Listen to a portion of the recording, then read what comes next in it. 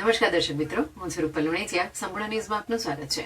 થરાદ માર્કેટયાર્ડની સામે આવેલી બે દુકાનમાં આજે સવારે અચાનક ભીષણ આગ લાગવાની ઘટના બની હતી. આગ લાગતા જ આસપાસના વિસ્તારમાં અફરાતફરીનો માહોલ સર્જાયો હતો અને મોટી સંખ્યામાં લોકો ઘટનાસ્થળે એકત્રિત થયા હતા. ઘટનાની જાણ થતાં જ સ્થાનિક ફાયર બ્રિગેડની બે ગાડી તાત્કાલિક ઘટનાસ્થળે દોડી આવી હતી. ફાયર બ્રિગેડની ટીમે તુરંત જ આગ પર કાબુ મેળવવાની કામગીરી શરૂ કરી હતી. આગ લાગવાના કારણની પ્રાથમિક તપાસ હાથ ધરવામાં આવી હતી, પરંતુ હજુ સુધી આગ લાગવાનું ચોક્કસ કારણ જાણી શકાયું નથી. આ ઘટનામાં સદનસીબે કોઈ જાનહાની થઈ નથી.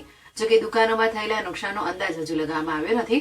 સ્થાનિક વહીવટીતંત્ર દ્વારા આગથી થયેલા નુકસાનની આકારણી કરવામાં આવશે. આ ઘટનાએ એકવાર ફરી અગ્નિ સુરક્ષાના મહત્વ પર ભાર મૂક્યો છે.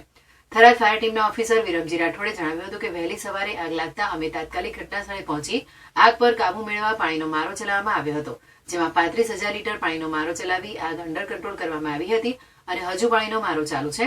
નુકસાન બાબતે ફાયર ઓફિસરે જણાવ્યું હતું કે દુકાન માલિક બતાવી શકશે. આગ લાગતા અમે વેપારીઓને કોન્ટેક્ટ કરતા જાણવા મળ્યું હતું કે આજરોજ વહેલી સવારે આગ લાગી હતી, જેમાં મશીનરીની દુકાનમાં આગ લાગી હતી અને બાજુની દુકાનો પણ આગની લપેટમાં આવી હતી.